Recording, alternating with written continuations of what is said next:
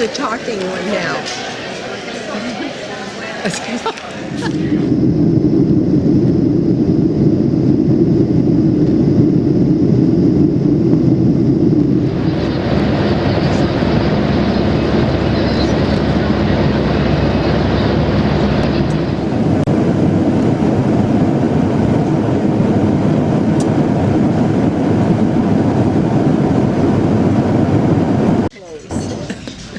Yeah, I have to put on some new clothes. I can talk better in better clothes right now. The black building to the left is the central bank. And this harbour here to the right, this is where the smaller fishing vessel come, and also the smaller cruising ship. There's one here on Germany. It was the beginning of the fall of the wall. Pretty. And now as we drive out here, you can see the whale watching boats on the right hand side and the whale catching boats on the left hand side.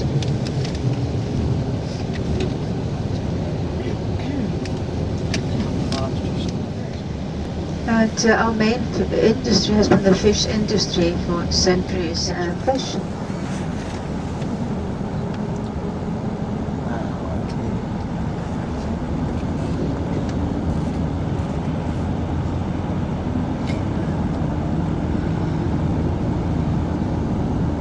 Which is here in the museum.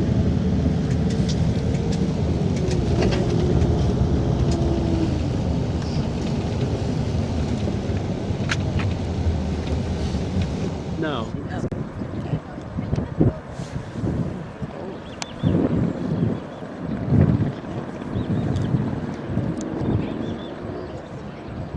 Church we see here on the left hand side is under construction. The concrete was damaged and has to be repaired. This church was 40 years under construction. The term is 4 years for the president. And he is not a member of a political party like you have in America. He is independent and he is elected by the people, not through a party. And this is again the City Hall.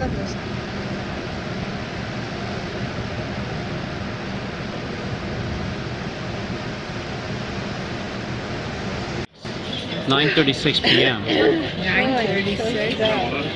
That's what time? It's 8:36 as far as my watch says. Yeah. No. It's 4:38. 4, 5, 6, 7, 8. It's 8:36. 4:30.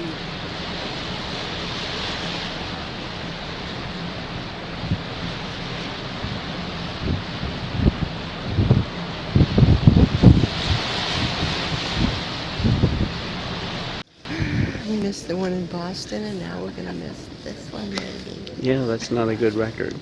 We did the one in Reykjavik. Yeah. That's good. Oh well. Such a life.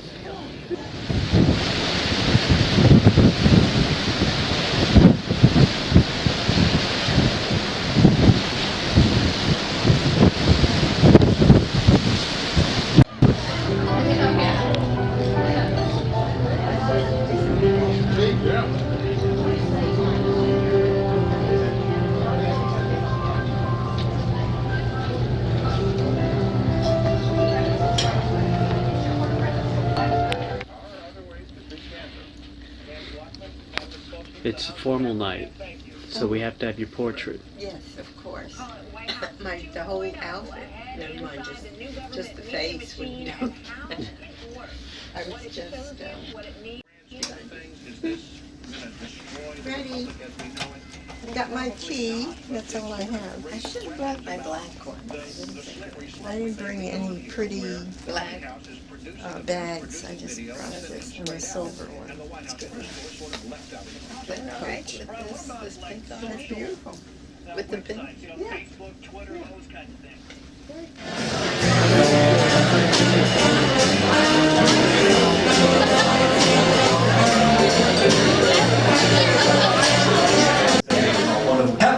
Captain Mariel.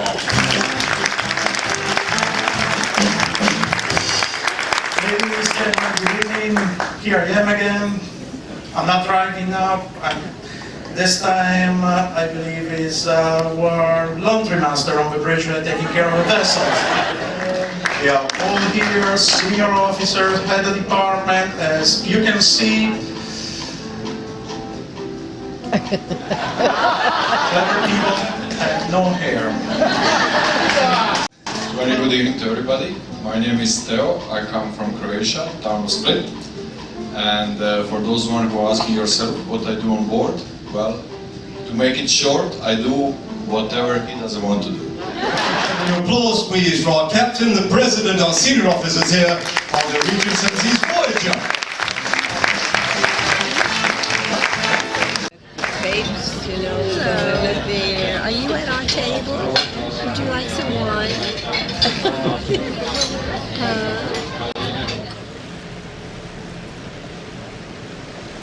Good dock over there. Yeah, I saw that. Maybe they won't let us in yet.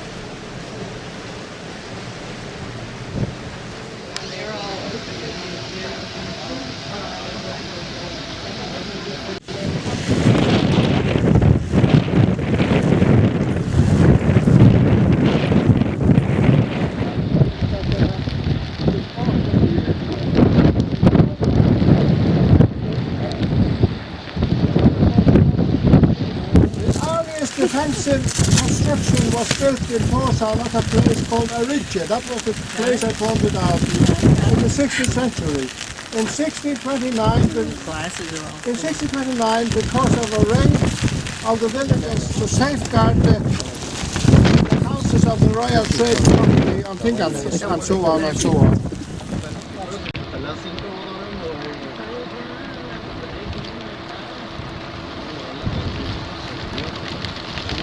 This Nordic house is not the only one. There's also one Nordic house in Greenland, and there's also one in Iceland. It is so that the foreign ministers of all the Scandinavian countries, they meet frequently and have a special association called the Nordic Fellowship. And then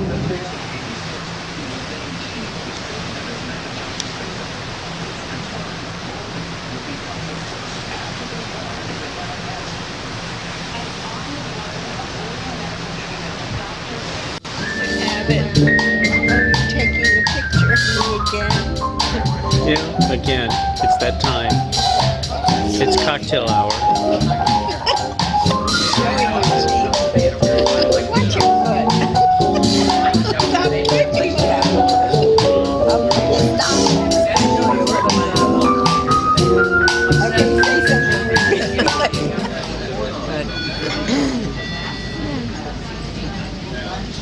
Anyway, would you like me to take your picture too? I don't think you know how, fortunately. Sure I do. I don't chop your hair. we did last. We're getting your picture too, buddy. And here's You're not supposed to Joseph. take strangers' pictures either. Here's Joseph. And we're turning around and look at this lovely lady eating her face out. Every time she goes back, she's gonna, oh, there's our captain. Here's your picture. Hey.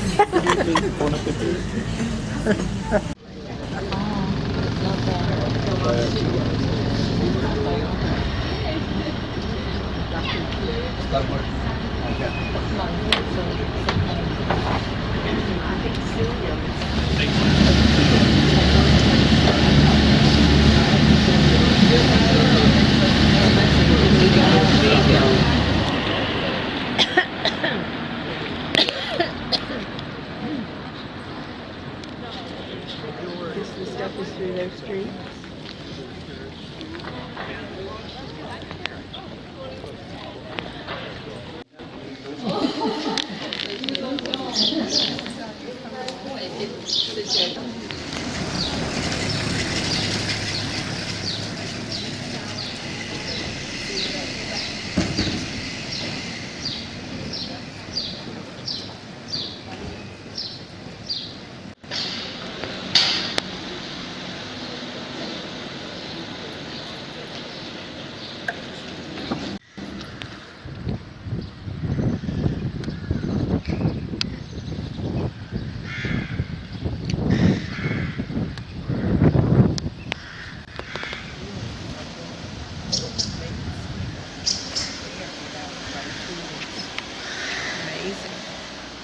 That's really, and look, could you get part of that cemetery? Let me see what the headstones say. That would be interesting. The 1911, so she lived longer than he did.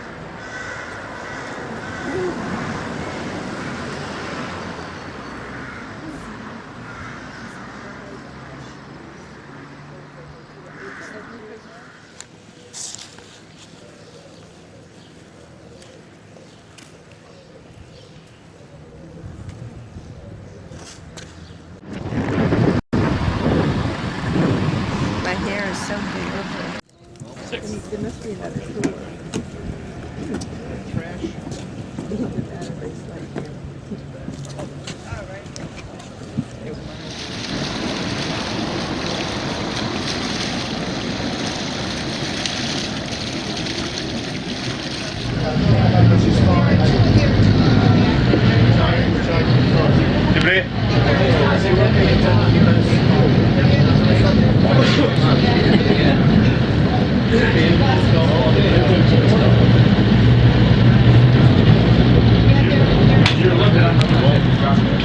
You're looking at two of them.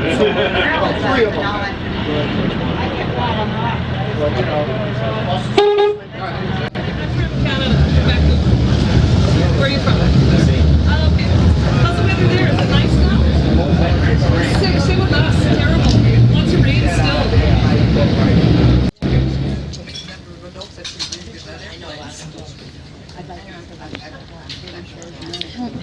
Number 15. What was the name of the professor played by Rex Harrison in My Fair Lady? The last name. Number 19. 2 parts for number 19, 2 points. Which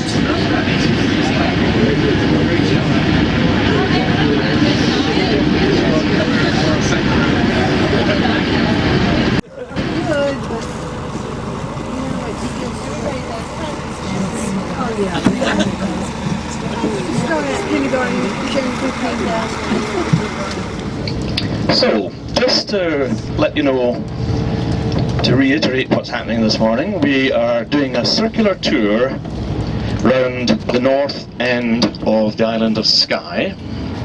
It'll take the master of Dunvegan Castle, the clan chief MacLeod at the time. Because things were so impoverished here, he left his castle and went off to seek some work in London, and the castle was left unoccupied for about 60 to 80 years.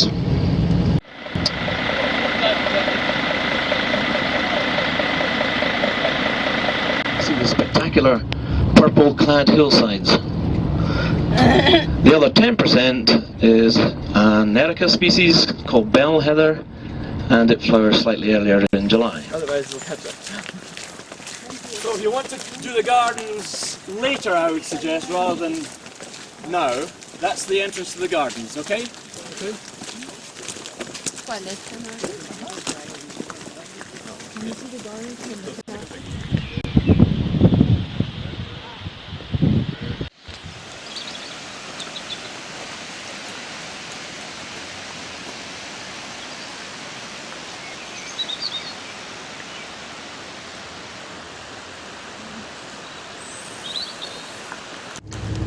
The Gulf Stream does lip a little bit round the top, through between Orkney and the mainland and down the east coast, so it is a bit colder there in winter.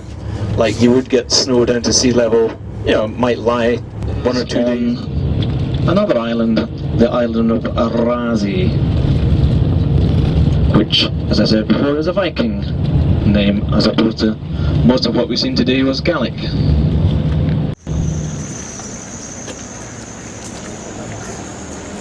Anything with that. Come on. Take that.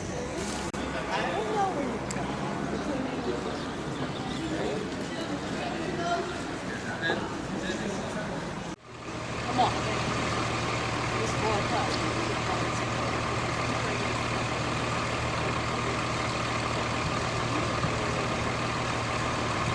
No, I was asking for this week. Aren't you this side too?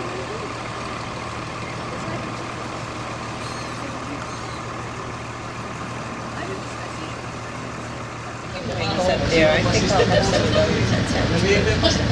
We're at the Pool Grill. That should be very good. Okay. I want a hamburger.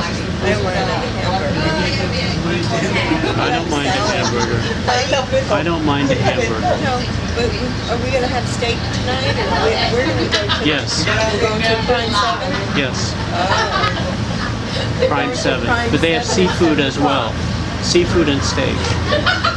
I'll go for lobster or something. Or surf and turf. King crab.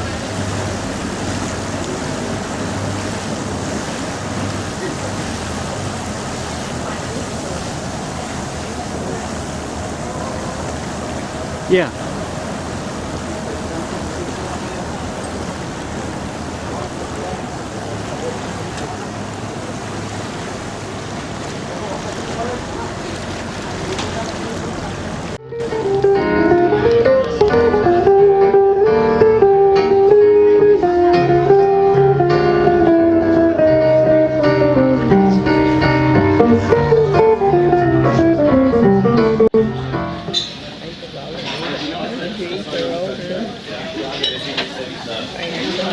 What do you think of Prime 7 so far? So far, it's wonderful.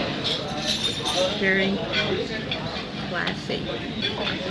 Plus $3.50. How much did you win? 20. I won $350. It was up to $3.90 something. So that was, I think it was $400 at one point. You know, Jared. I like it.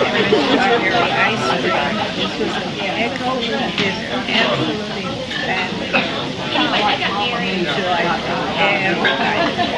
We'll have to make reservations here again. Let's do it again tomorrow night.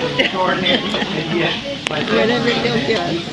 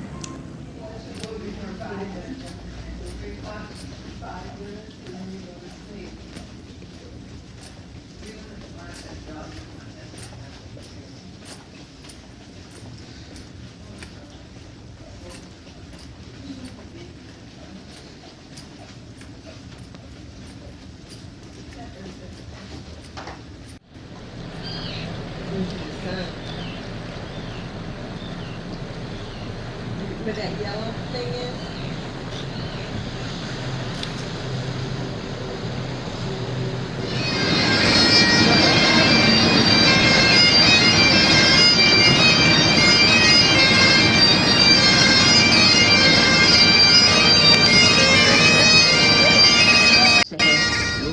And when I say huge growth, you know, Belfast is not particularly large. We're only talking about currently 600,000 people living actually within the city boundaries. You do have, of course, a little bit of spread outwards, and more people living on the outskirts and commuting into Belfast. On the left, coming up, look left, there is a girl holding a ring. Again, the ring of hope. This is all symbolising our way forward in Northern Ireland after 30 years of pretty much mayhem. It's a wonderful, wonderful building, and that is still regularly used on a Friday, the fish market, and then also on a Saturday for the farmers' market. The stone would have been brought in from across the water from Scotland, and they are huge, substantial buildings. 1888. So she's on the front of the building. Well, look, it's a beautiful building, isn't it? I guess that's her. Yeah. And you know that building is free for us, Belfast and visitors, to go in and to have a look around.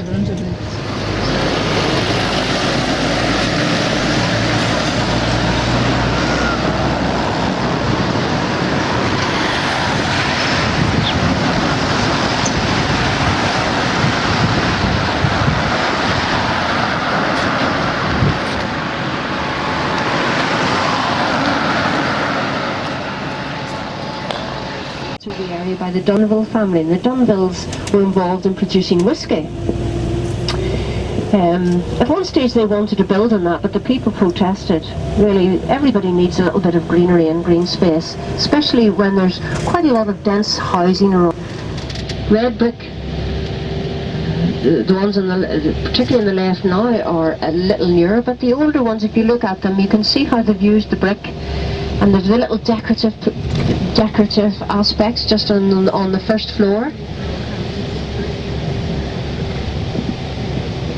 Well, I suppose if you were making bricks, you'd probably get bored making just standard plain old bricks, wouldn't you? So, and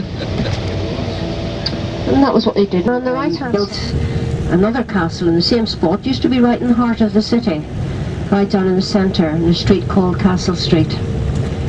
But it was a building that was made of wood as well as stone, and so it had got badly burnt and destroyed. And it was then later on, much later on, we're talking about the early... Ownership here has increased considerably, and we'll be talking, getting upwards of 60% now of the population who would be owning their own home, or at least have a mortgage on a house. With the recent credit crunch, mind you, a few of those have had to be handed back. So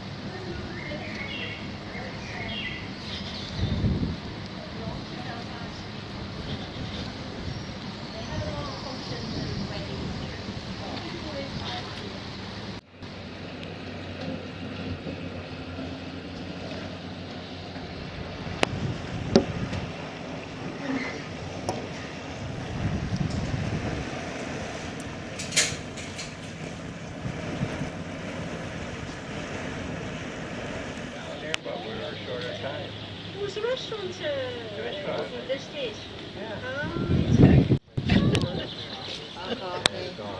Yes. Well, usually flow into the Lagan, the River Lagan. The Odyssey Stadium, now on our left-hand side, really so popular that that car park at night will be jam-packed. Great place for young people to go out, and the nightlife is good. Red building, you'll see that's the Harland and Wolff drawing offices. But most importantly, a great view that you have here of the Harland and Wolff cranes. Actually, you know, in Belfast, our sense of humour, Danny will pause there maybe slowly if you want to take a photograph. So this is the company that was involved in building Titanic. And as I said, they're still in use. Now, what we actually say in Belfast here, it's a hello and welcome to all our visitors. So could you do better than that? And Wolff, Gustav Wolff, was a member of a shipping family. His background was linked to let you get the full value of seeing our Parliament buildings. This is wonderful. Beautiful, beautiful avenues, 1 mile long. Prince of Wales Avenue, we call it. Even the gatehouse is just beautifully designed. Now,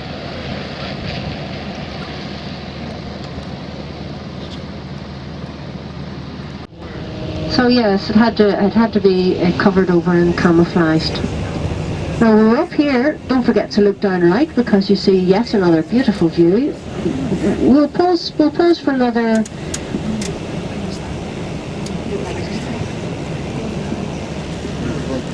Not out in that. Central Railway Station, we used to have a reasonable network, a rail network, and one of them still popular, two popular routes really. One goes down to Dublin. Trains are getting faster, but you know, it still take an hour and a half to 2 hours to get down to Dublin.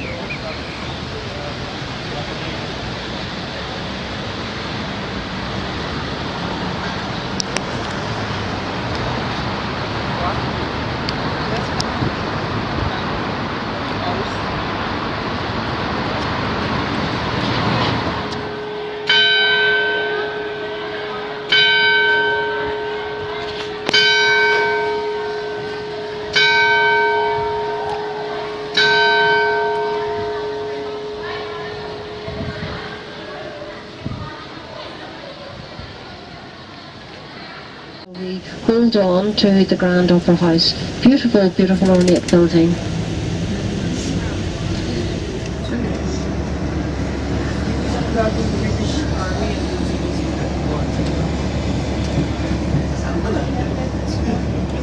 Kasi si Commodore na lang eh. AB na lang eh. Sabi ni Commodore, nung nasa Dotong Island tayo, kung sumampa dito. We going to York Street? No. Donegal Place, I think. Donegal Square.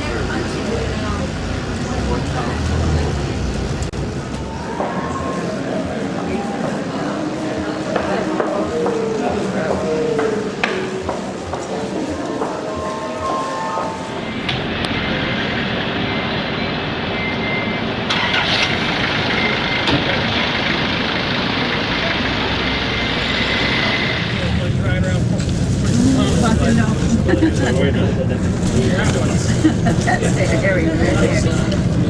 Okay, free either. Oh, yeah. Yeah. Hay una cantidad de salones de belleza. Yo dije, Tensi debe estar metido. No lo hagas.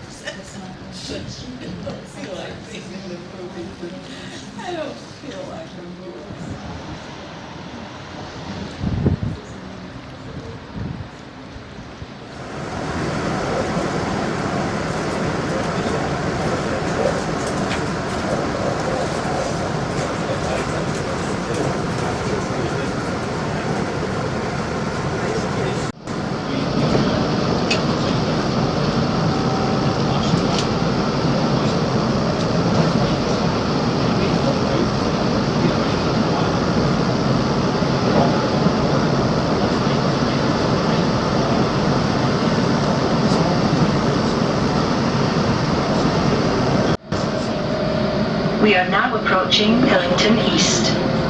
Please mind the gap when alighting from this train.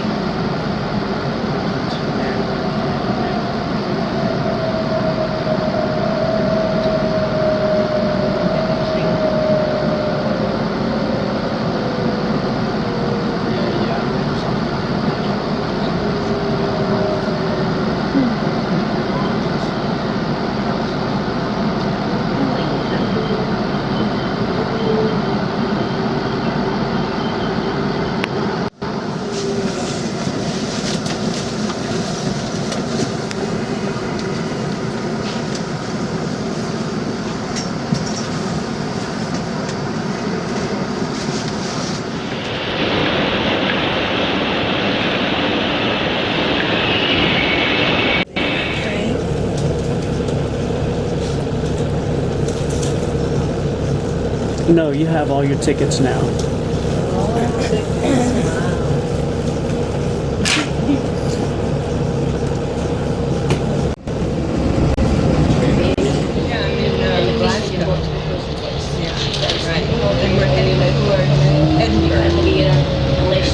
Okay, you got it. That's close enough.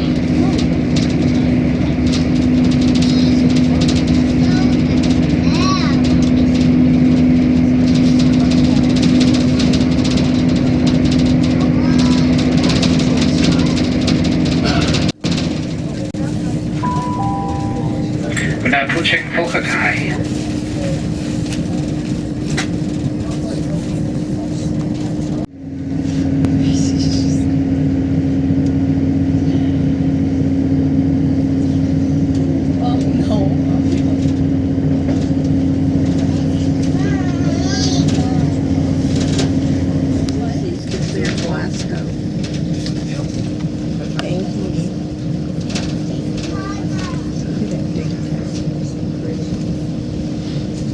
See the tour buses on the bridge? Yeah, is that where we have to go? Yeah.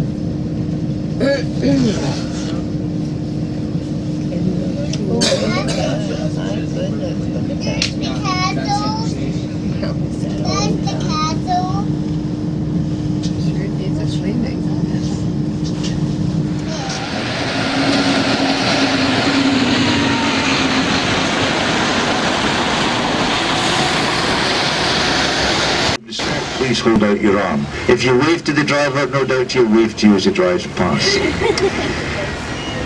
Please don't walk about the bus when it's moving. If you're upstairs and you lean over the side to take photographs, remember if you fall over the edge, you'll have to lie there for 20 minutes till the next bus comes along. Please don't on this site, all the crooks in Scotland were here. Today we've got politicians and civil servants, so perhaps not a lot has changed. Well, there's not too many civil servants on the bus today. You'll see through the gates into the Palace of Holyrood House with the ruined abbey on the left. This section of the palace built for King James IV in preparation of his marriage in 1603, so I beg your pardon, go to come in again, 1503 to Margaret Tudor, the daughter of the King of England, and from that marriage our current royal family is descended. In front of the Scottish Parliament on our right, what looks like bamboo is in fact Scottish oak. And coming to the south side of the palace, this section built for King Charles II after his restoration in 1660. Ahead of us now, the Queen's Park. On the side of the crags, lower at the palace end and higher at this end, which is called the Radical Road. This was formed from an idea of Sir Walter Scott's to provide employment for some weavers who were unemployed after the Napoleonic Wars. They were unemployed because of radical political views. They believed each metal hills are going to be turned into flower beds so the poor dears can have a soft landing. The building ahead on the right-hand side, the former church building, is the Queen's Gallery. Castle Hill, Lawn Market, High Street, Canongate, and this section is Abbey Strand. So now we're in the Canongate. Canongate was a separate borough of town to Edinburgh until 1889. Cannon, nothing to do with guns. These cannons were the monks who walked from the Abbey up to the town of Edinburgh. White building on our right-hand side, Whiteford House, is the Scottish Veterans Residence. It's a bit like the Chelsea Hospital in London, but without the uniforms. The Museum of the Ordinary People of Edinburgh. On the left-hand side there are three medieval houses combined to form another Edinburgh museum. In it, among other things, you'll find the feeding bowl and collar of the world's most famous dog, Greyfriars Bobby. To our right-hand side, the Canongate Kirk. It's where Her Majesty Queen worships when she comes to Edinburgh. Lots of interesting graves in there, including Adam Smith, who wrote The Wealth of Nations. He's immediately behind the Tolbooth. Building on our left side with the balcony, you'll find many things in old Scotland on the French model. Not because the Scots and the French loved each other dearly, perhaps the reverse. It was a question of my enemy's enemy is my friend.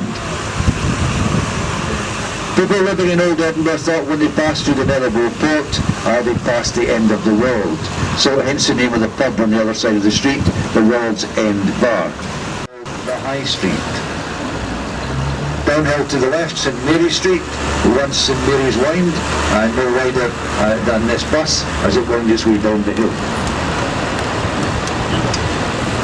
Coming up on the right hand side, shortly, John Knox's house.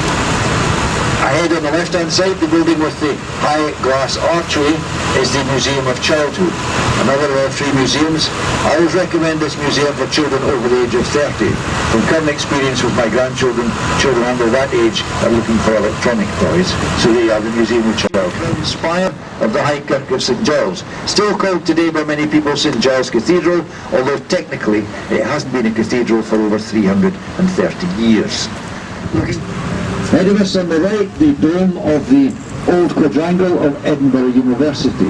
Edinburgh today has 5 universities with a total of some 65,000.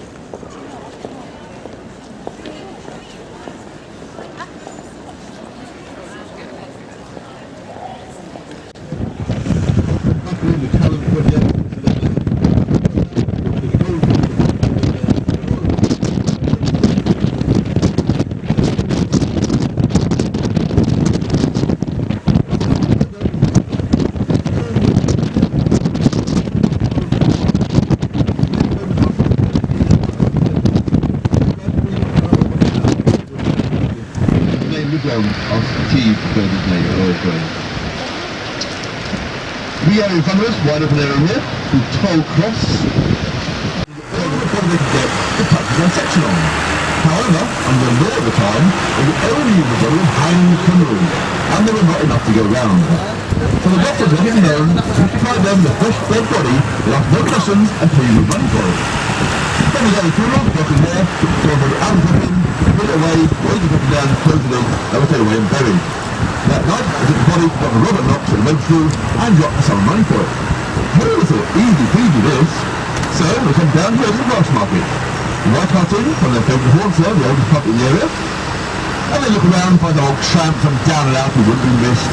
Invite them back to their lodging house, lie on the drink, and then they would smother them. By smothering them, there's no visible wound, the doctor would take that and then natural death at home. Goes on for some time, to eventually the work course out. So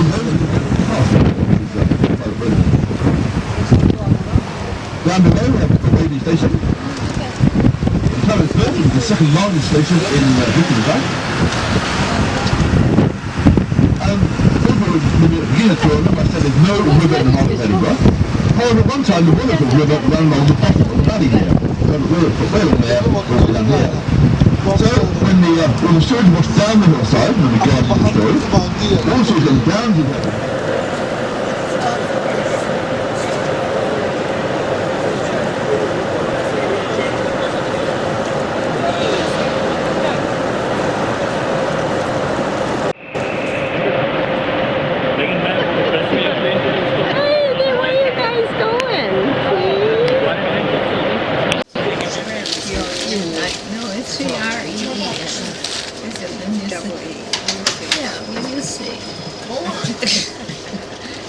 He's so obstinate. I bet. This train is for Vermont. Yeah, this train comes west. Paisley. Okay. Green. Okay, it's Greenock because Gree. But it's EE. No. But it's EE. Yeah, it is. So it could be green. Oh.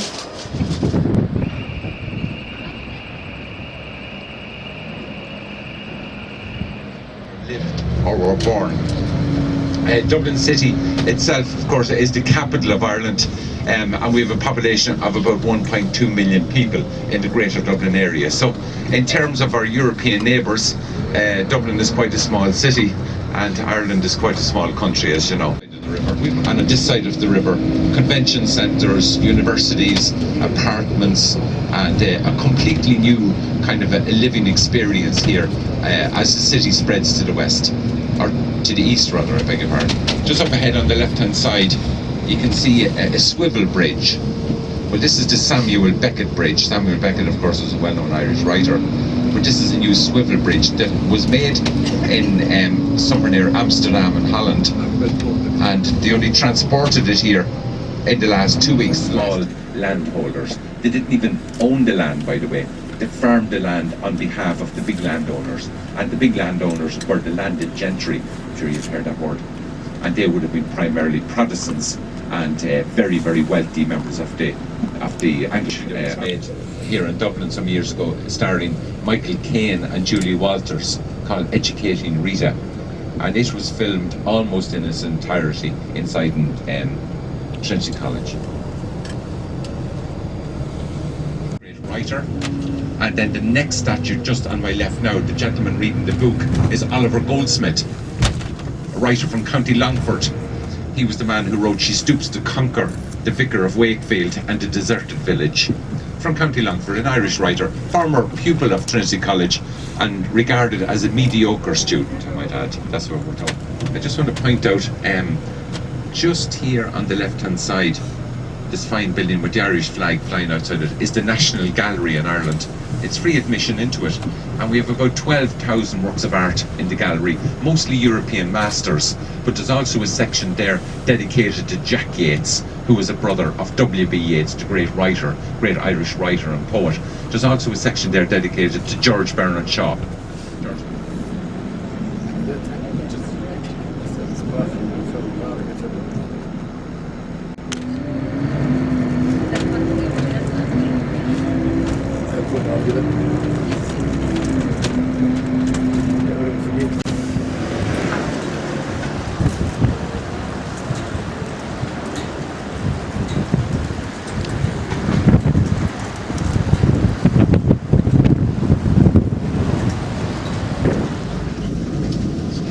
approximately 82 miles long, and it rises in the Wicklow Mountains, which are south of Dublin.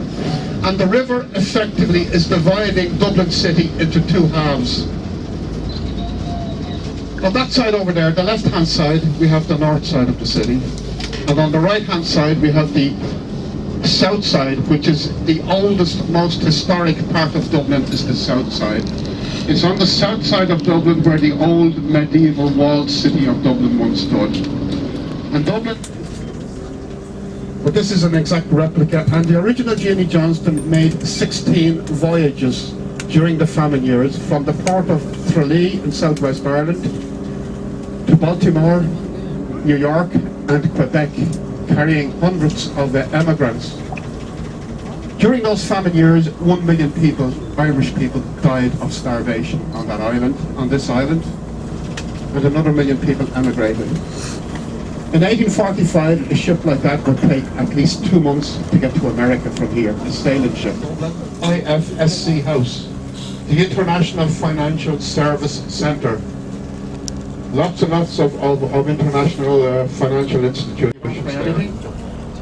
The Duke of Wellington was actually born here in Dublin. He was never really proud of the fact that he was Irish, the Duke of Wellington. He left Ireland as a young baby, and he was never proud of the fact. He said, just because you're born in a stable doesn't mean you're a horse. That's the very thing he said. Now, if we look up to where the two flags are flying, we can see the Irish flag coloured green, white and orange beside the European Union flag. Green, as I said, is the colour of Ireland. But green also stands for something else, a political aspiration of republicanism, a desire to have a complete united Ireland. The orange part of the flag represents the exact opposite tradition to that on this island. The orange Protestant Unionist Loyalist part in the north of Ireland who wish for a united kingdom, who want to remain united with Britain. Now the white between the two colours represents peace between those two different traditions on this island.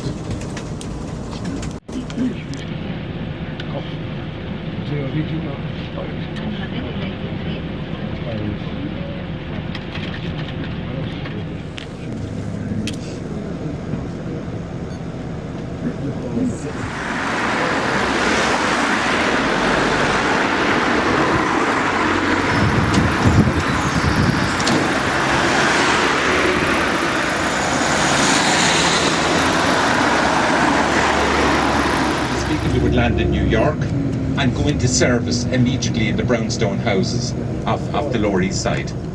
If they were really lucky, they would get a job in the New York Telephone Exchange. That was regarded as a classic job in New York for them. And he actually baptised people in a small well very close to the cathedral.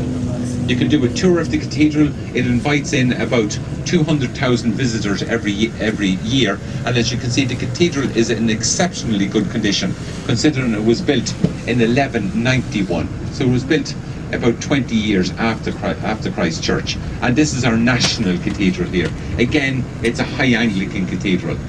Now, just outside the door, you see the gentleman sitting back, the statue of the gentleman sitting back. Well, that's Mr. Guinness.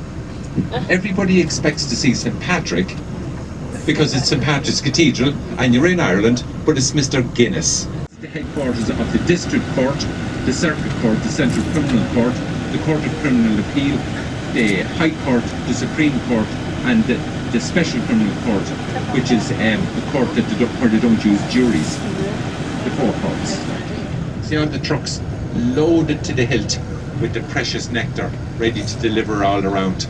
They brew about 4.4 pints of Guinness there every day and export it to 150 countries around the world. Left-hand side is Euston Station, and Euston Station is the main train station to the south and to the west of Ireland. The Duke of Wellington was the man, of course, who beat Napoleon at the Battle of Waterloo in 1815.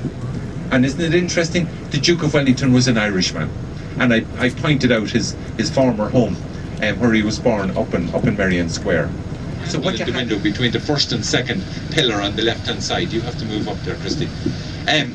the last president, President Mary Robinson, she introduced the candle in the window in the middle to late 1980s. Because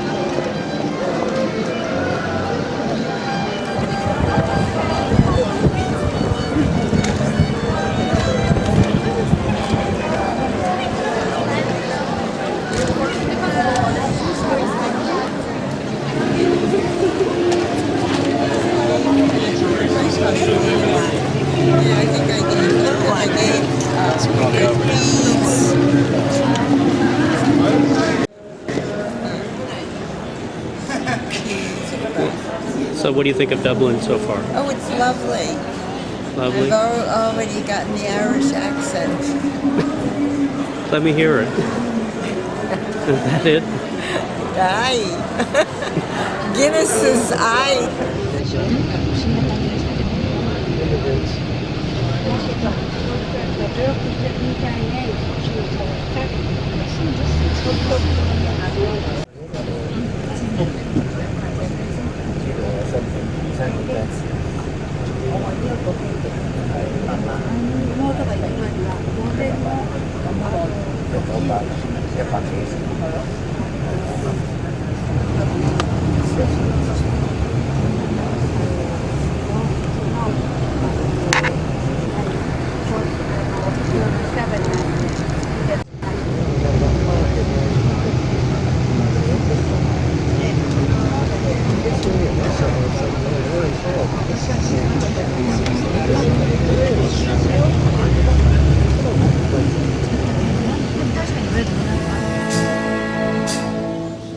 You raise me on to more than I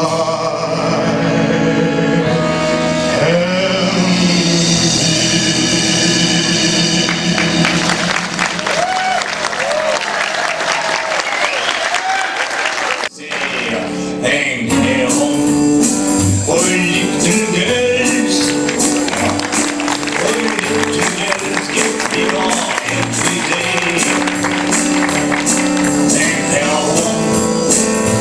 you for little girls.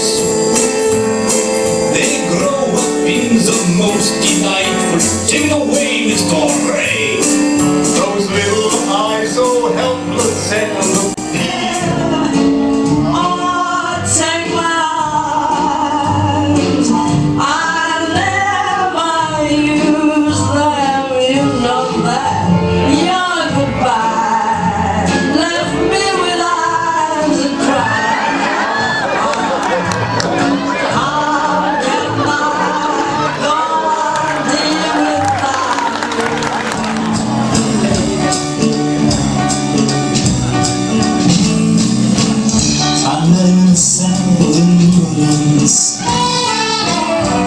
he was down and out.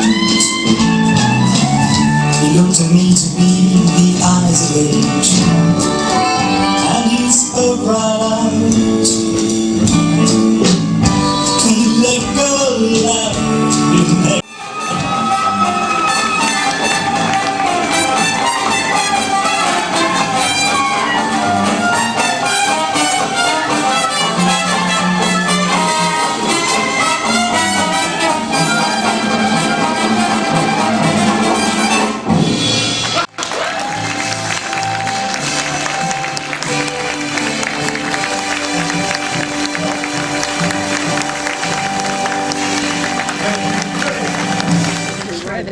So how was dinner?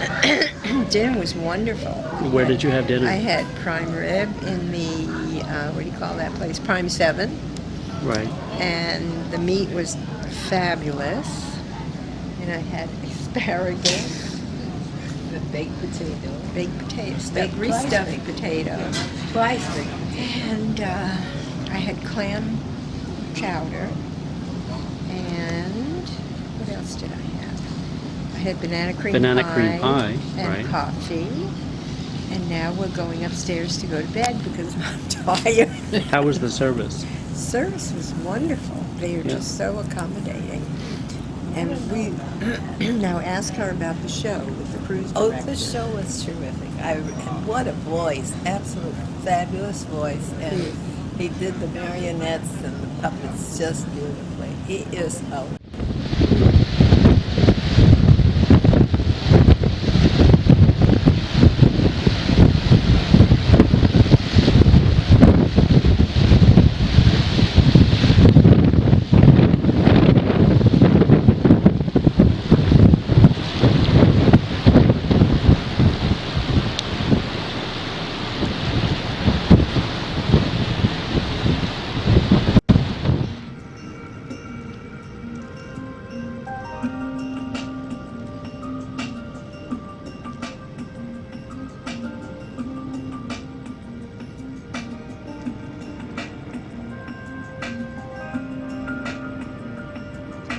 You see all these houses. These are the villages of Glenbrook and Passage West, and there's another dockland over there called Victoria Docks, and it was from there back in the early 1830s, 1838 to be precise, when the first steamship to cross from east to west left from there.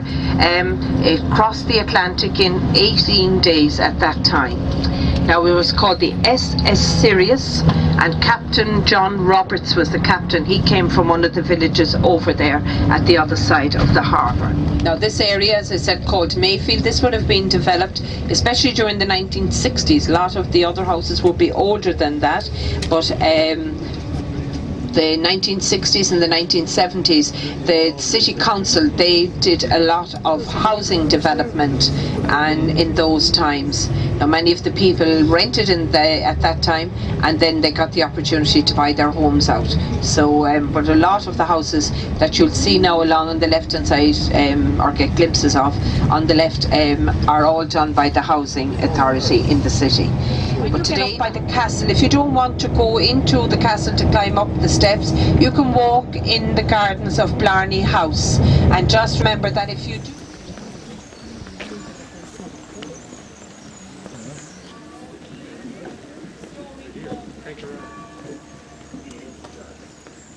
And then over there on the right is the sentry box, and the one next to it is ready there.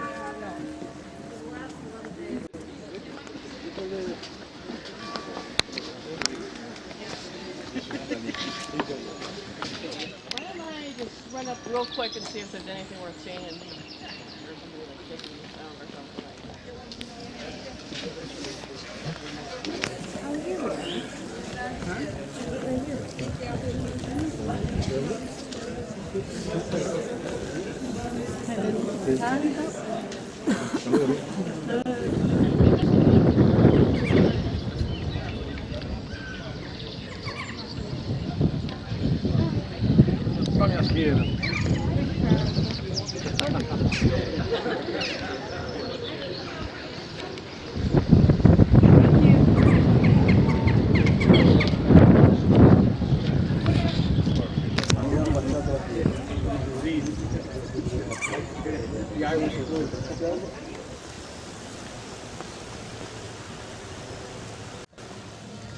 This is warm, unless you wear a sweater under it. Yeah. I don't know, what else do they have? Just the whole coat. Now the largest of the bridges is the one coming up here on the left hand side. This is called Patrick's Bridge, and this bridge is here since the 1860s, and it's the third bridge on this site. This one was designed by Sir John Benson. Now this is Merchant's Quay, and Merchant's Quay gets its name because in former times shipping came all the way up here to this side on the left. This bridge below us used to open up in former times. All shipping now is further downriver, and this is where the merchants would have had their depots in former times, and then that was all taken away. Now we're crossing over the southern channel of the River Lee.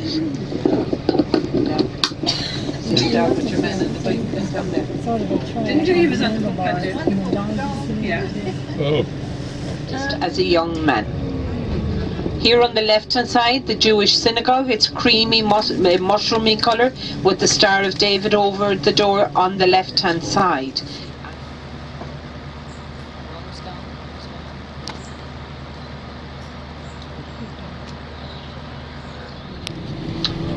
As we come along, we'll be crossing over this, over the river here now. This is the southern arm of the river. And all those lovely pink flowers you see growing on the wall there, they're called Valeria. They come out at this time of the year, and they grow very well on limestone. You'll see a lot of that now as we head down towards the port. That remains of the original building which went up in the middle 1800s, and again that was destroyed in a fire, and it was reopened in 1890. So this is our circuit court.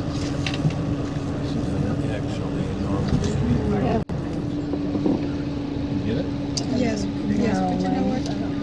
Now we're outside the old walls again and into that old market, which is over 200 years old, and they have fresh fruit, vegetables, meat, fish, bric-a-brac, lovely ethnic stalls. They also have little cafes and etc. etc.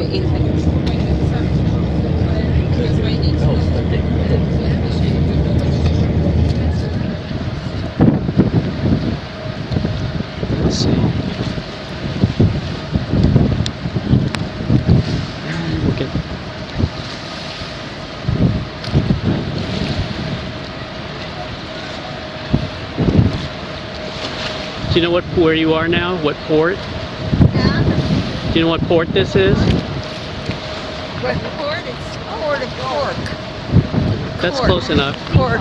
Okay. Port of Cork, and it's freezing.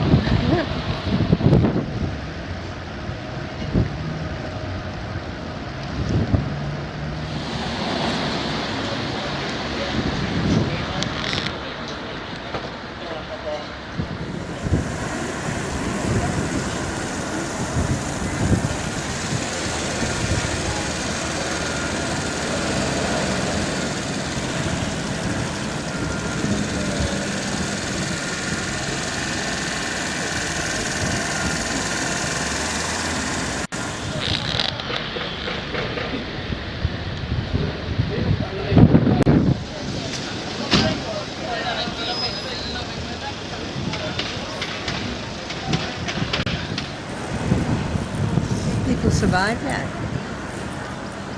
I think very few.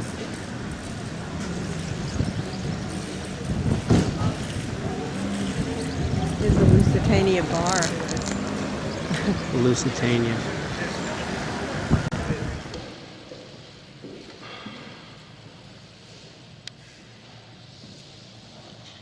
If there was an armed conflict in North Korea with the South that would draw the United States into the whole situation, it could take as long as 3 months to get enough U.S. forces to the peninsula, not something that the U.S. wants to do. Barbara Starr, CNN, the Pentagon. Well, despite North Korea's latest threat, the U.S. Defense Secretary says the situation... I'm wearing a brocade gown. Don't go too low.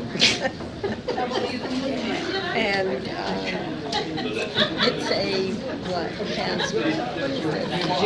It's a beautiful jacket I got from Nordstrom. Very lovely button. I only buy the best. Lovely button. And the button, lovely button. One button has a stone missing, so I didn't have to. And mine is a gray Tamari suit with plain buttons. Plain buttons. No, yours was cheaper than mine. Dreams come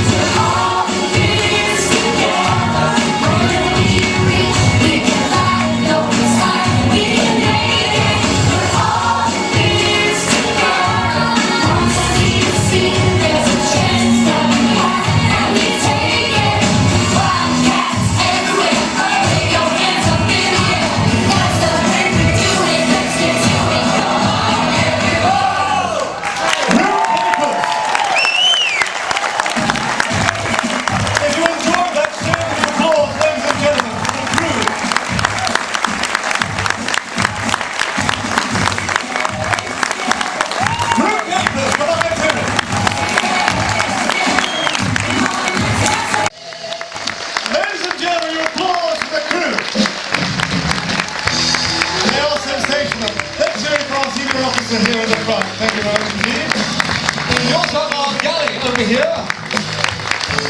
And the sign going down. Give a round of applause. They've worked so hard during the course. Our next one, the waiters and waitresses, the Martine. The Martine's going on, they're superb. Our superb entertainment department, your wonderful restaurant. We have our stewardesses. Come on, let's hear it for them. The mothers. The crew of crew papers.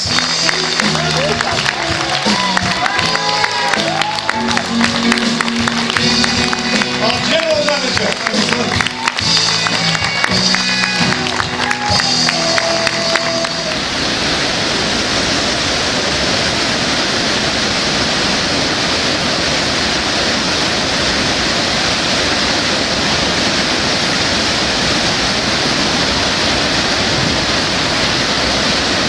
Yes, I did. It was wonderful. Where did you have dinner? In Signatures, and I had rack of lamb, mushroom soup, and delicious truffles, and little tiny asparagus, and zucchini, and a little potato. It was very good. Excellent. Oh my goodness, is that pretty? Isn't that cute?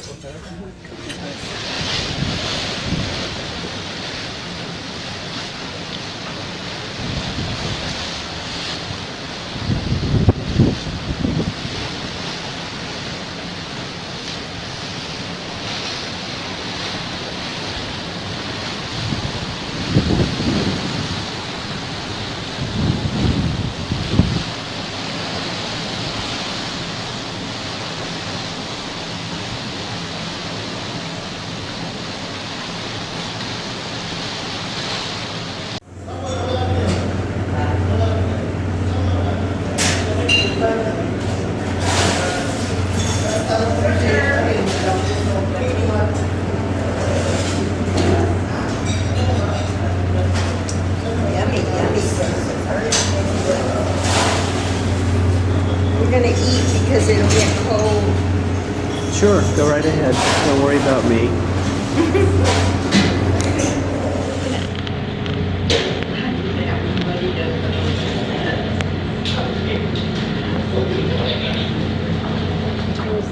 Was to build the Portland Harbour, which was a main base for the Royal Navy until about 10 years ago. When the Royal Navy left, the Sailing Academy came into being, or it was mooted. It didn't come into being immediately, but it's coming up on the left. You will see a ribbon of water in between the beach and the mainland.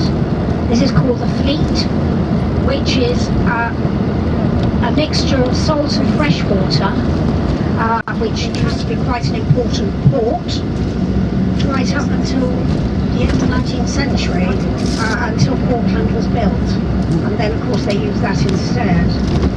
And it used to import a lot of goods for a very long period of time. Just across the river was its sister town, which is called Melcombe Regis. But these days it's all known as Weymouth. River development is 1930s, 1920s perhaps, but mostly 1930s, 1940s. Into the harbour was being fought over by the people who lived in Weymouth and the people who lived in Melcombe Regis. And of course it mattered to them because it was their income. But Queen Elizabeth I got very angry about the disputes and ordered a bridge to be built to join the two towns together, and it was said you could walk across the bay without getting your feet wet. And as you can see, the English are having a good day out on the beach. Plenty of swimming. And the King, I have to say. The Royal Hotel, the building here, was the library where one could go and dance in the evening or play cards or generally have entertainment. And then you come to these houses on the left, which are Regency period, because they've got the wrought iron balconies, which only came into being.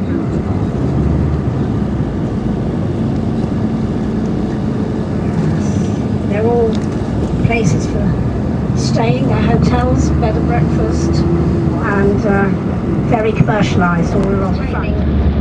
To anyone who doesn't know this area because of its name, there are several villages. No one will live in it ever again. Now we're going to park here because this is where we have to leave the coach. So where are you now? Coffee Castle Tea Room. Oh. The ruins of the Coffee Castle. Yeah. I wonder how old all these houses are.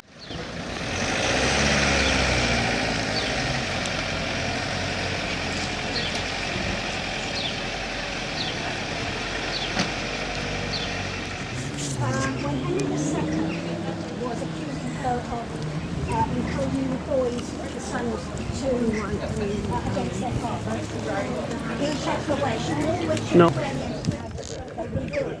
a smaller castle. Okay. Was this all built at the same time? No, the centre bit, the key.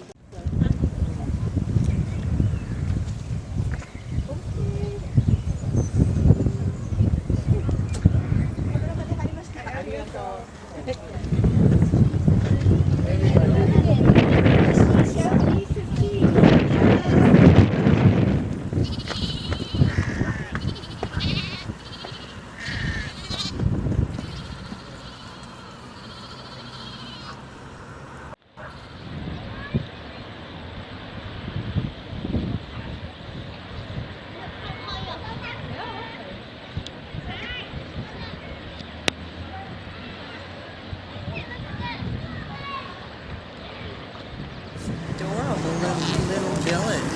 So isolated. Amazing. Quaint little shops. But it's just a tourist spot. It's just, I don't know whether I'd want to be bothered with tourists every day of my life. If it was your way of life and your way of making a living, I guess you'd have to. I suppose. Yeah. How old are these houses, did she say? Well, you want the guidebook? Is that what it tells you in the guidebook? Good. This village? I don't know. Yeah. Is that book in there? It's in here, yeah.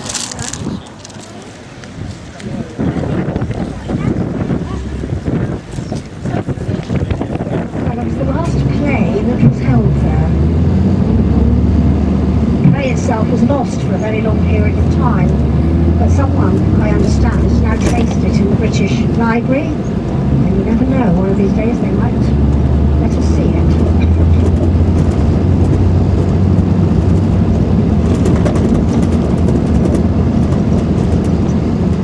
And this is the top of the town, where the old West Gate would have stood when the Romans were here.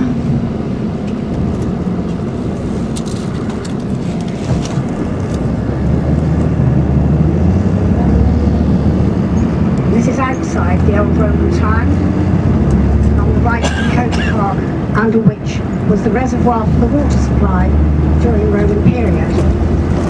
The gateway on the right was built in 1879 as a gateway to the barracks for the Dorsetshire yeomen.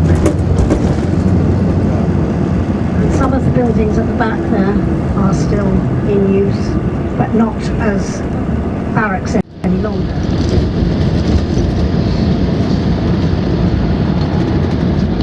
We are running parallel to the sea, so if you happen to be looking out of the right-hand windows from time to time between the hills, you will catch sight of the English Channel.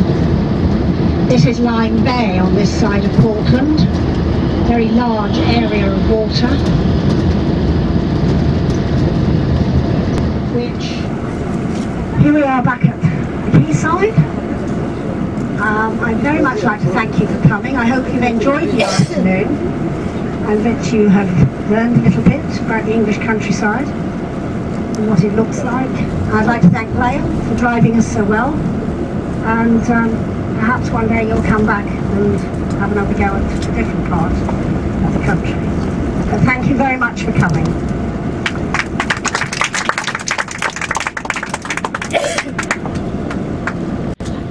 What have you decided? I think I'm going to have the cannelloni with cottage cheese and spinach and pesto sauce. You don't sound enthusiastic. Well, I was stuffed yesterday. I think so.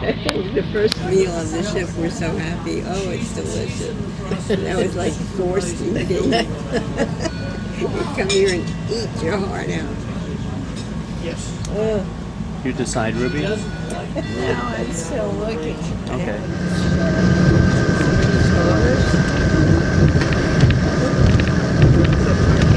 Yeah, where would you get your car out of there?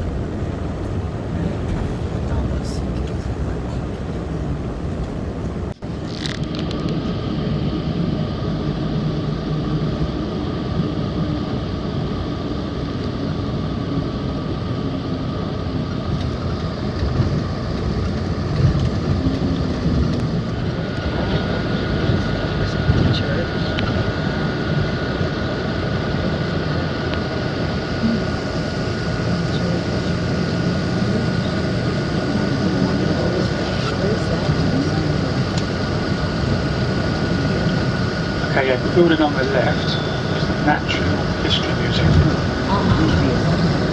Okay. Then you've got the Science Museum.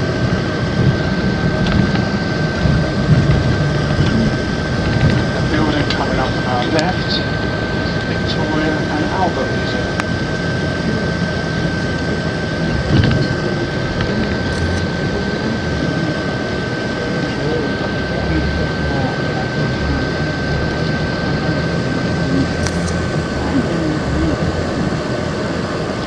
Good thing about it.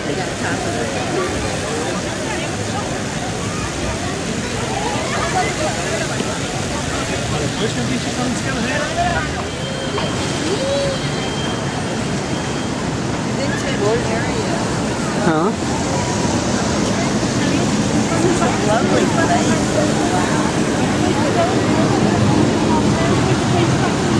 I'm glad you know what you're doing.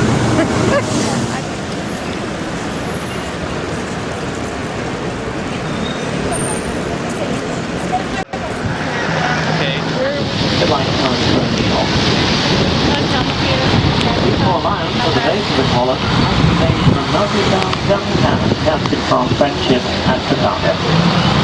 Pick up your bed, once again to the right. You see a sign saying 50 miles or 200 miles to London. It's measured exactly to that section. And there again, the column at the grand old Jubilee. Just to the right of the column, you've got the old German embassy. That's where the declarations of war were delivered in both the First and Second World War. Victoria and Albert Museum, British Museum, they're all free to go in, all open today. Off Moon Street, you're right now, up here, according to P.G. Woodhouse, live Keith. This is Mayfair to your right, very exclusive part of London. Lots of famous people that live here, real and fictional. To your right, dedicated to the Duke of Wellington, hero of the Battle of Waterloo in 1815, when Napoleon was defeated. The road going through the arch is Royal Road. The funeral procession for Princess Diana passed under that in 1997. The new Australian War Memorial to your right. Again, out by those gates, there's three-dimensional Newton. So to the Phillies, so to the left, again dedicated to the Duke of Wellington. Your stop for Hyde Park. Remember Hyde Park? When you go right.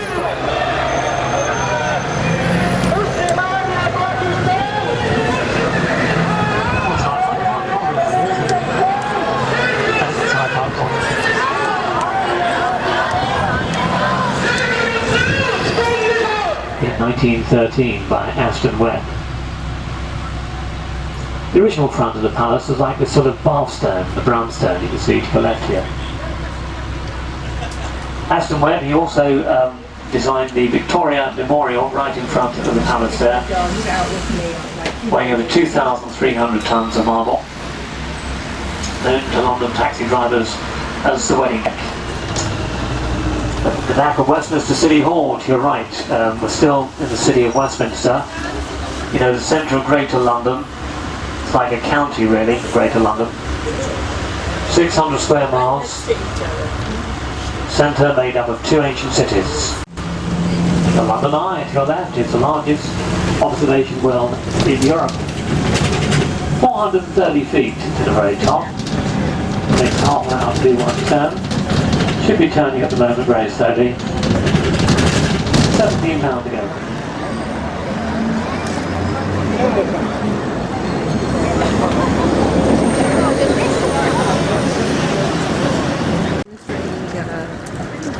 Muslim jobs, but they're not getting any fair shake. USA get out of Pakistan. Sounds like a good idea. Afghanistan get out.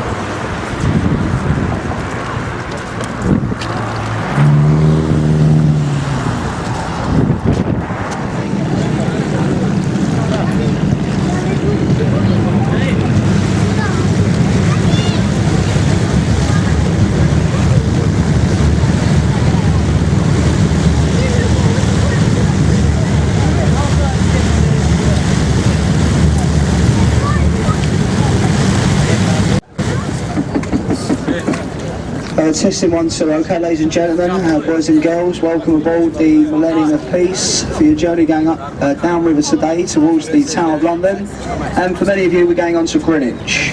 Now as we leave the piers here on the River Thames, if we could have your kind attention very briefly. Down side, this very large building here is called County Hall. 35 years ago this was the Town Hall for London. It was sold off during the 80s to a Japanese consortium and converted into a multi-function building. The main attraction is in the basement. That's the largest indoor aquarium in Europe. You've got the Dali Art Gallery, the Namco Centre, and Europe's largest hotel is in the building on our left. Flagpole. And this is the Victoria Tower. It was named after Queen Victoria when she opened the building in 1852.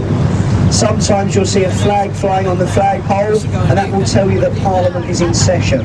That means given to this country in many thanks over the defeat of the French fleet on the Battle of the River Nile. That needle is said to be 3,500 years old. There is a twin needle in Central Park, New York City. And on the left-hand side now, we've got a red building. Looks like a church. That is called Zion College. For many years in London, a school and a library for the clergy. Next door to that, a building with a green sloping roof, the old City of London School for Boys. Many of our past members of Parliament went to school in this building before moving on to places. And that goes together so we can have time to look. So if you like Shakespeare, you can get the look ahead of us and look on the bridge where the bottom side on for you, and you'll be able to get an answer in the picture. On the left or right, Titanic. Now the main gunnery on the ship, 12 6-inch guns, 6 forward, 6 aft. They can fire the 100-weight shell 14 land miles. The ship saw action in the Second World War. It last fired the guns in anger in the Korean War. Today the ship is a museum. You can go on board and explore all 9 decks. Here we go, we've got some people around the shop. There we go. Can everybody see this? No. That's what makes me wonder with these people, where they get their ideas from. We go to the palace. It's been a prison, a mint, an observatory, most famously known as a place of imprisonment, torture and execution. Now look to the left-hand side, you can see on the river wall, entry to the Traitors Gate. Once one of our other boats come out of the way there, you can see entry to the Traitors Gate. And if you're a fan, and believe it or not, we have to serve a 6-year apprenticeship to get our license to work on these boats. Now it's become a tradition really that one of us will stand out here, point the buildings out for you, and hopefully what we tell you makes it enjoyable and maybe less of a mystery tour. All the commentaries that are done on this boat are done voluntary on behalf of the crew. No, that sort of was a tentative plan.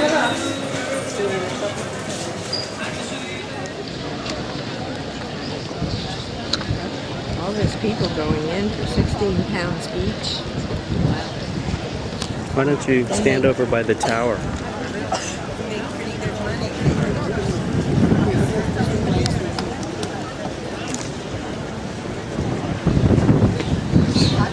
There's another nice building over there.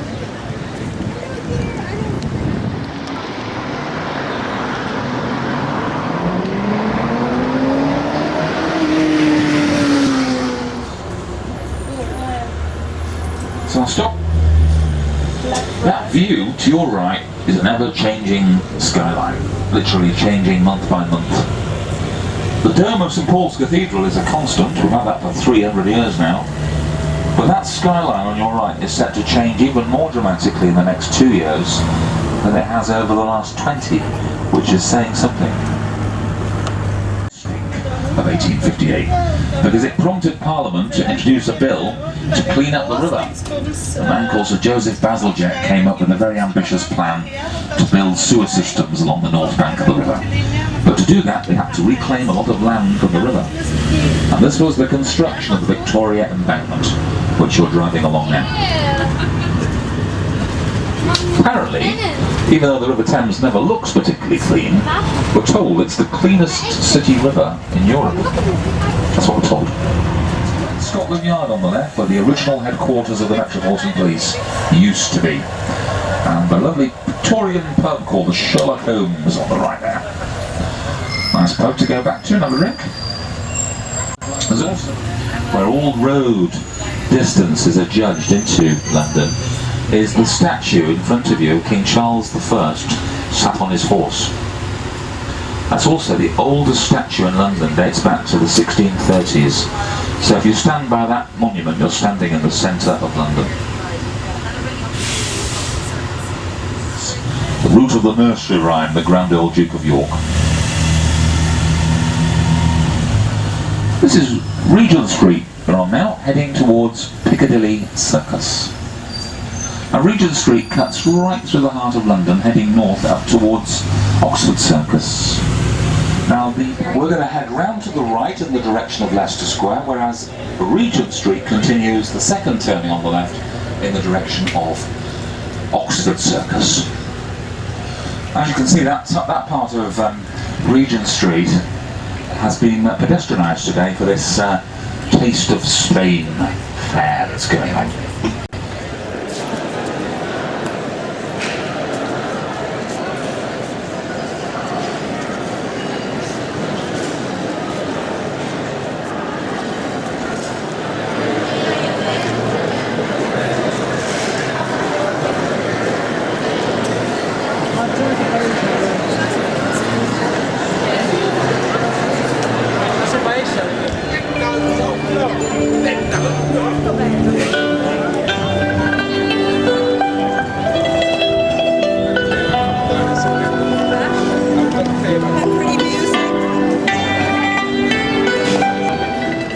That's platform 6. We need coach 5. You're on your way to Paris, right? On the way to Paris.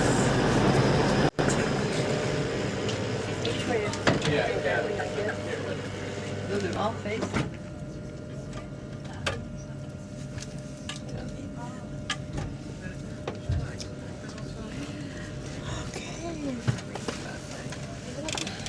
Lovely tree. Facing.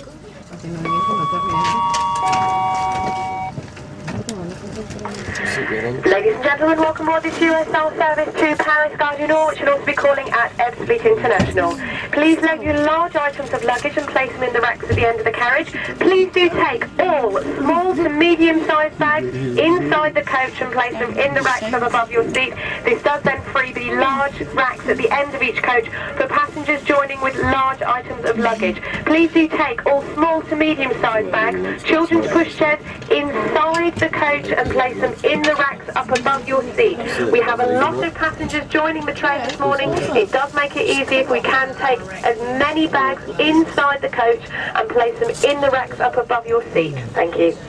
Mesdames et messieurs, bienvenue pour à destination de Paris-Gare du Nord, ce train de la gare Edsfleet International. Veuillez placer vos bagages volumineux, minus une étiquette, sur la porte de bagages située à l'extrémité de chaque voiture. Les bagages à main, les sacs à dos, les petites enfants en voiture, et les placer au-dessus de votre siège. Il y a plusieurs importants... I know that.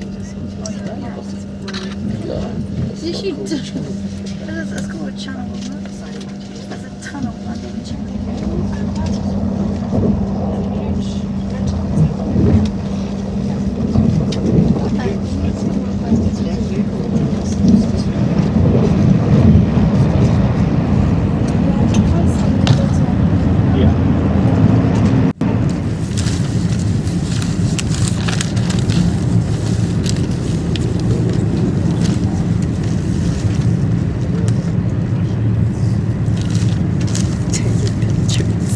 These are going to be horrible.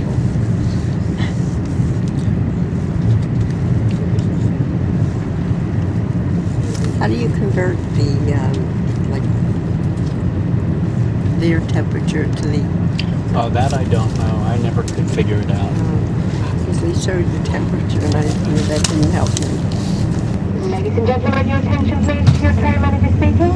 We'd just like to inform you that following our special stop at Ashford this morning due to a passenger who is requiring medical assistance, we are currently running 28, that's 28 minutes late. We now expect to arrive into Paris-Gare du Nord approximately 11:45 local time. If you do have any connection problems or require any further information, please do not hesitate to contact a member of staff as we pass through the train.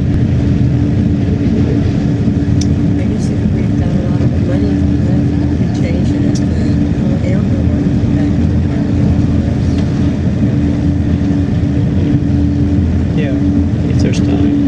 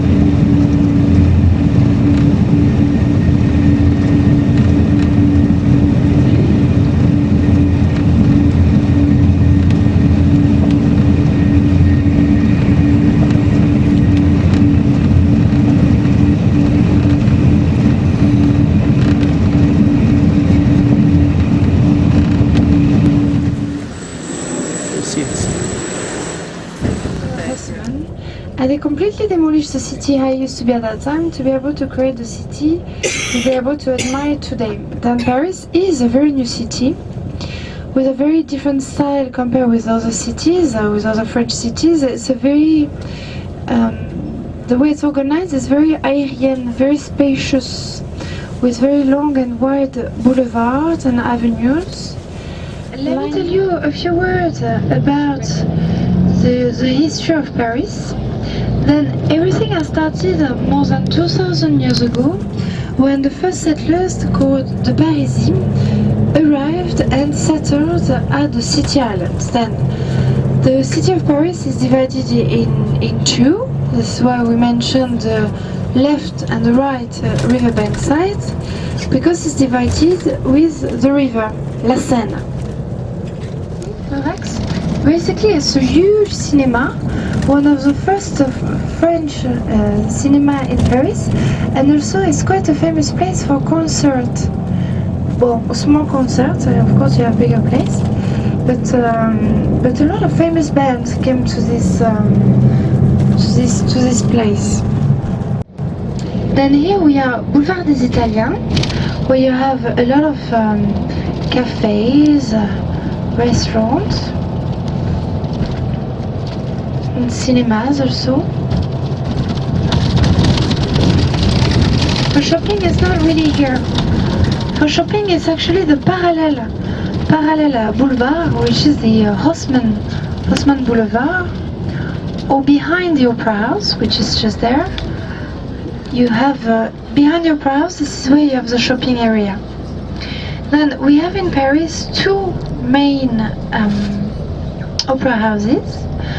We have La Bastille, which is located where the prison used to be. And then we have this one. This one is called l'Opéra Garnier, the Charles Garnier Opera House, which was created in the early 19th century by Charles Garnier, a very young architect. And his idea was to really have a mixture of different styles with a lot of colors, but of course the facade is all dedicated to music. This is where all the portraits you can see represent musicians.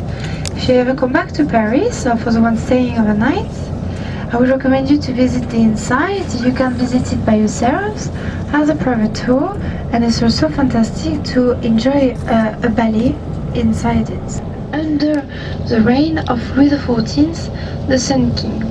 This king was really liked to promote art, because one of his ministers when he was a young king was Italian and very fond on art. And this is how this king was very introduced to art, beauty, aestheticism, pleasure. And it really is the key word of the 17th century.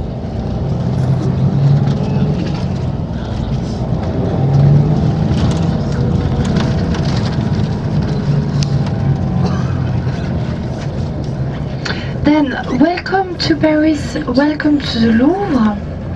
The Louvre Museum is the biggest museum of the world, where you have 16 kilometers of galleries inside it. If you ever decide to walk around it, it's about 4 kilometers walk. This is only one yard here, called the Yard Napoleon III, where you can see on the left the outside pyramid, which is actually the main entrance of the museum. And this pyramid was created in 1989 by a Chinese-American architect called I.M. Pei. On your right, you can see the Carousel Arch. You can see the City Island I was telling you about. This is the historical district of Paris, where the first settlers lived. Then it's really the historical district of the city, and it's like a village. And you can see also the 2 square towers of the Cathedral Notre Dame. Then, why the Cathedral Notre Dame is so famous and prestigious?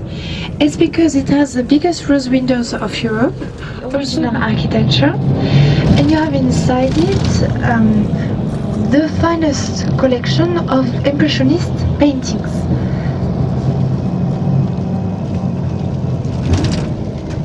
Then you have a lot of Monet, Manet, Gauguin, Renoir, Van Gogh, etc. etc. The National Assembly, which is the place where our deputies vote new laws. L'Assemblée nationale. L'Assemblée nationale, where they vote, they argue a lot, debate a lot, and they vote new laws, new projects. But we also call l'Assemblée nationale the Palais Bourbon, the Bourbon Palace, because the descendancy of Louis XIV, disabled in French means invalide, and this is why we call this place Les Invalides. And after being an hospital, they've turned it into a museum. You have there nowadays two famous museums.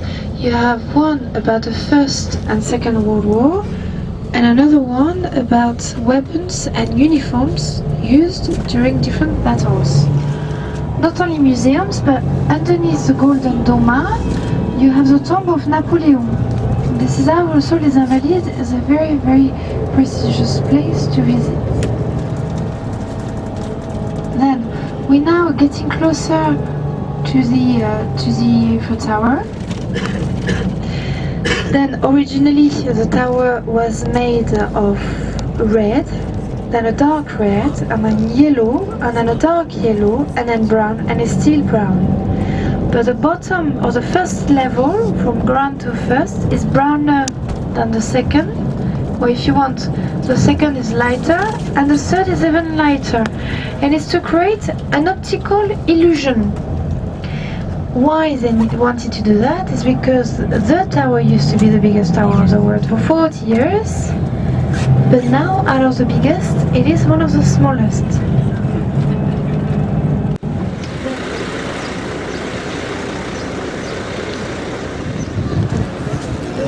Voilà. Alors, I need you.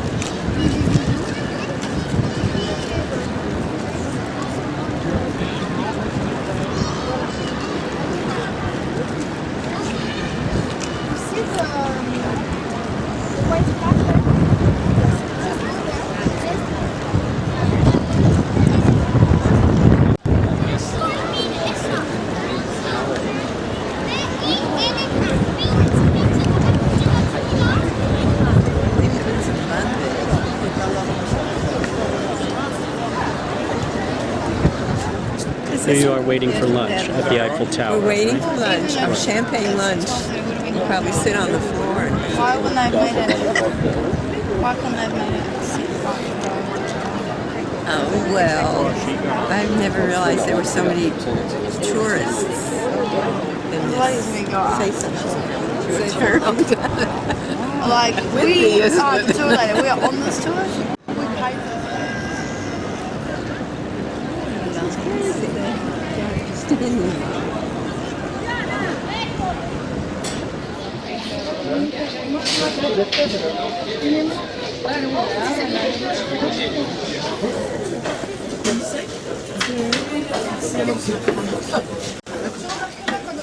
So you made it to lunch on the Eiffel Tower. It hasn't been served yet. It's wonderful.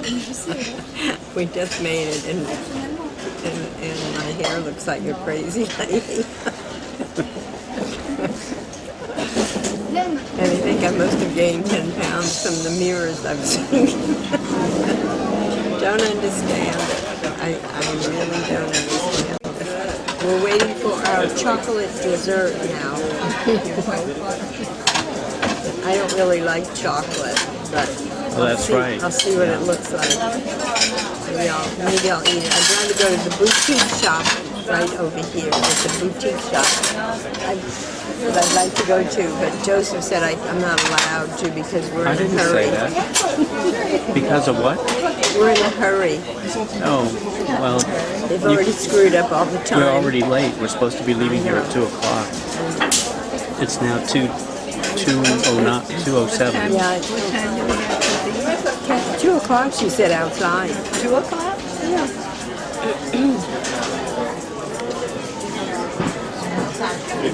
But we're all together here.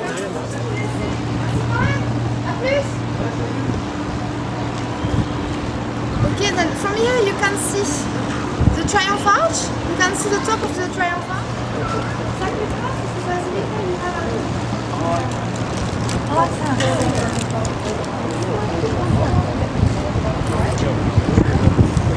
Yeah.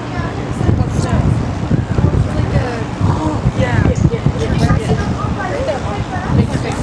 Yeah.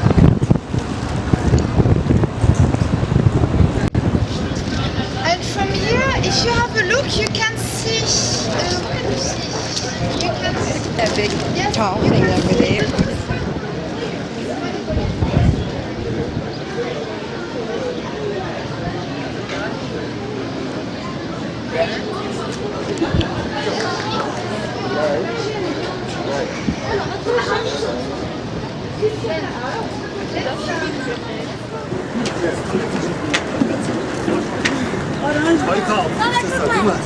Papa, guck mal.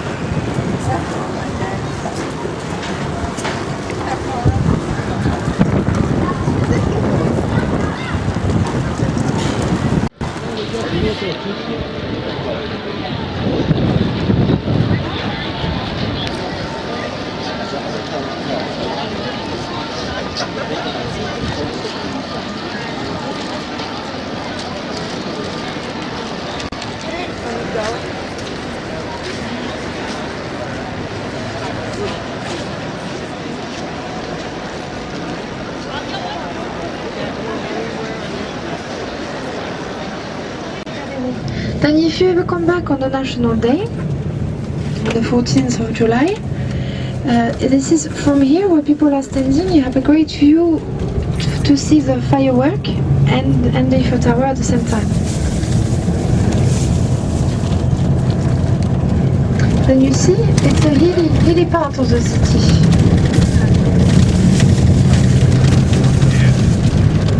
Anecdote, Carla Bruni has a flat around here. Carla Bruni, the first lady of France. I'm sure you heard about her. Today there's a picture of her on sales. A very daring picture. Then the Arc de Triomphe Square is also called l'Étoile. L'Étoile, which means the star, because you will see, as we will drive around it, that you have 12 different avenues. And those 12 different avenues, if you ever see it from an aerial view, it looks like a star. So they call it the star, l'étoile.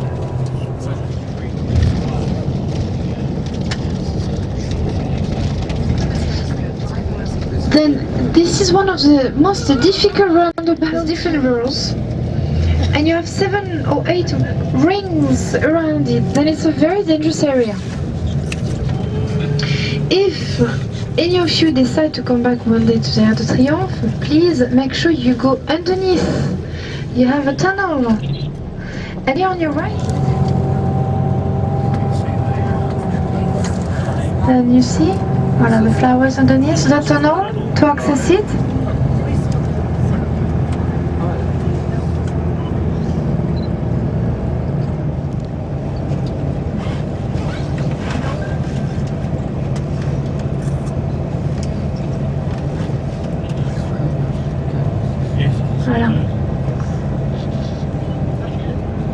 And on your right, this is the end of the perspective I was telling you about this morning. And you have on your right the business district of Paris, called La Défense. Then again, you can see where the tower is. From here you can see the top of it, and the huge antenna.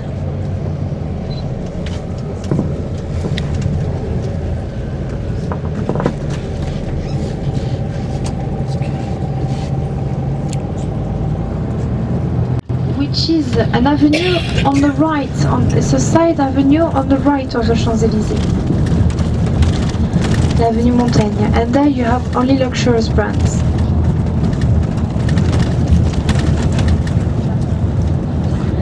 And yes, the flag, you can see there is the flag of the Louis Vuitton shop. They are on the right. You see? The V for Louis Vuitton.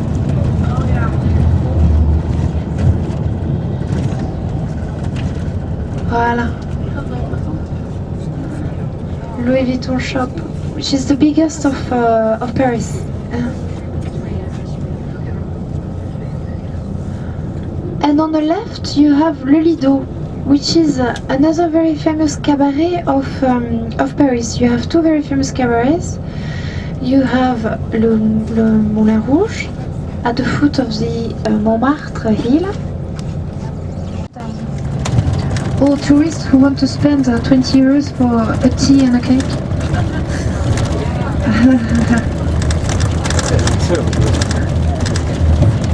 And on the right here you can see La Durée.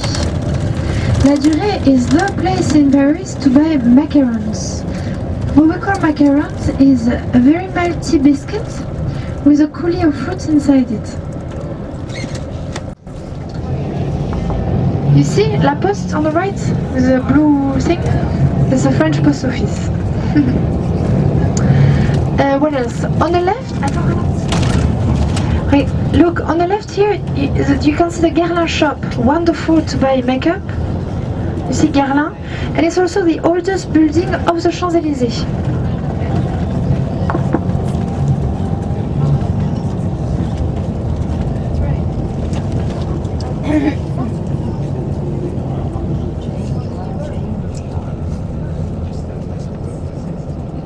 So you have the Élysée Palace, le palais de l'Élysée. Le palais de l'Élysée is where the French president and his new wife Carla Bruni, the former Italian model, are living.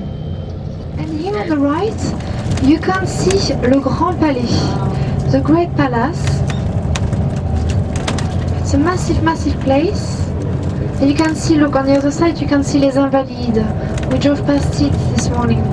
Then Le Grand Palais was built in 1900 for the Universal Exhibition. And inside it you have different exhibitions. The guillotine.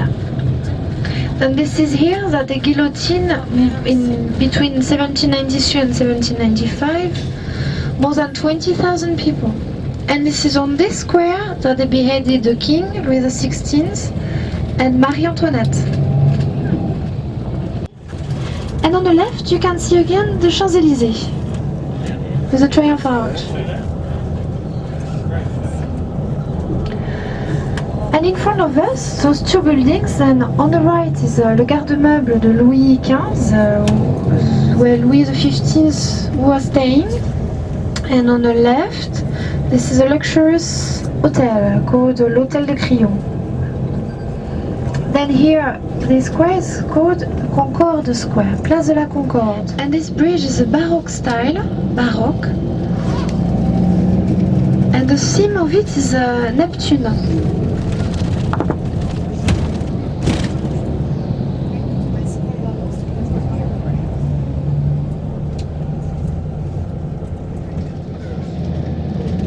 Voilà, it's this one, Café de Flore. This one.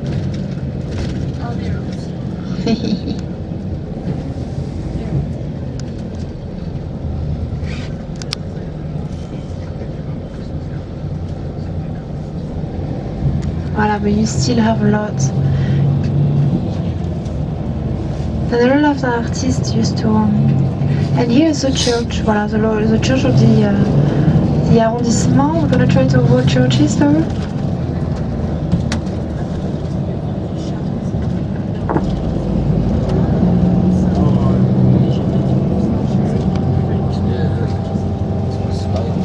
Saturday, then it's a good place to go out. Not for cafe here, it's more for bars here. Alright, it's always a very, very lively place. You see, you have animations. And just in front of us is La Sainte Chapelle, the Saint Chapel.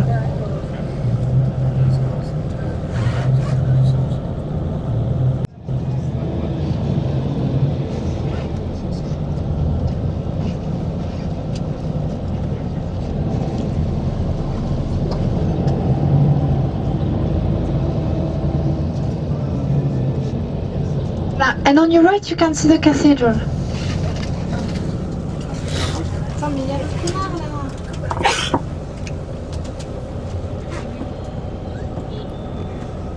Voilà, you can see the facade of the cathedral. Voilà, here it is. You see, the cathedral is very tiny. Nobody believes me when I say it.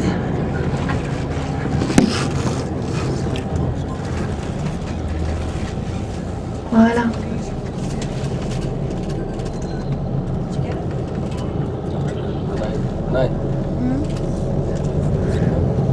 With 3 gateways and those 2 huge square square towers. You can see very well the gargoyles also. The gargoyles, famous, they're all very ugly. They look like monsters, devil.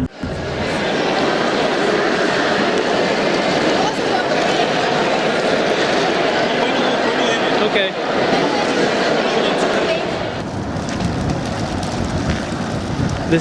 You're at the Louvre, right? I'm at the Louvre.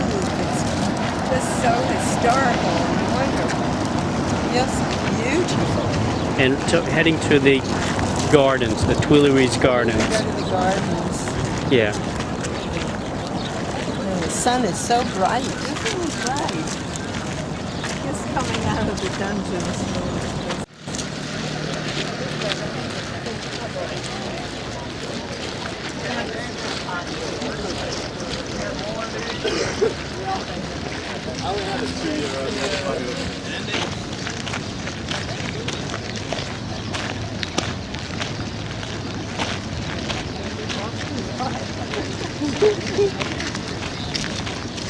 Is that the same spiral over there? Okay. Very close. With the pyramid. Pyramid's over very here. difficult. Okay. So the train was late because it's a public holiday or a bank holiday. Then there was a medical emergency on the train. And then the service was slow at the Eiffel Tower. So anyway, we're at the Louvre. We didn't go inside, so we have about an hour to span free. So we're going to go inside and shop. And that's where we are at this point. Very good. Then, because here you see, this is a Vendôme Square. It has a typical mansard style of architecture. You can see again the sun for the Sun King. And here on the square you have all the finest shops of Paris, and also it's famous because on the left you have the Ritz Hotel, which is the hotel where Lady Diana and Lady Lafayette had their very last staying before they had the unfortunate car crash more than 10 years ago.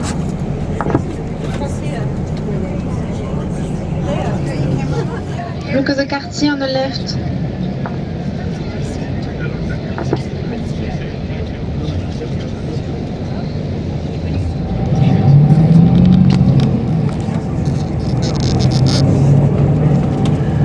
On the left, you can see again l'Opéra Garnier, the opera house.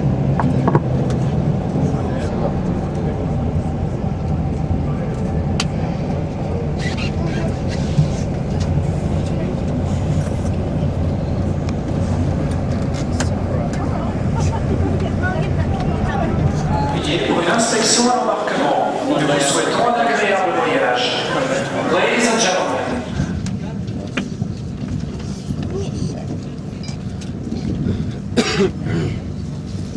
It's like 6:30.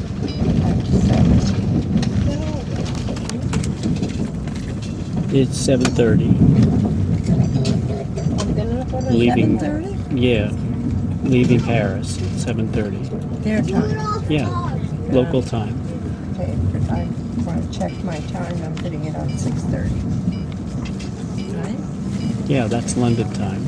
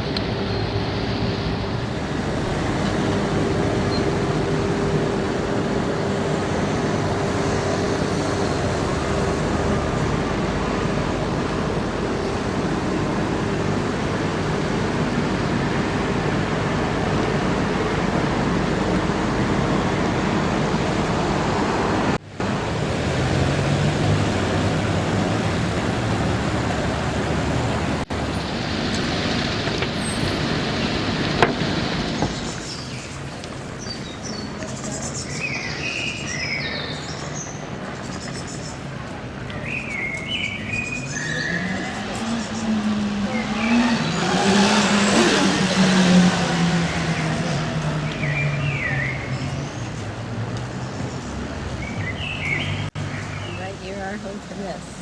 Around the corner from our hotel. We were in a very exclusive area. Norfolk Square Garden. That's right. It's Edna House. Beautiful.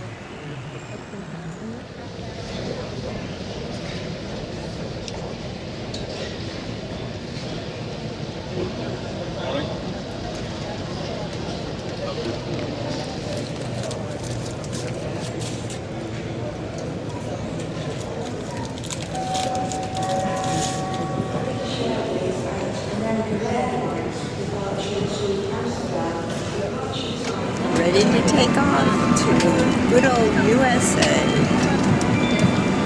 And we had a wonderful time. Break time. Joseph went early in the morning to Buckingham Palace to take the last pictures. And then we had breakfast in our hotel restaurant.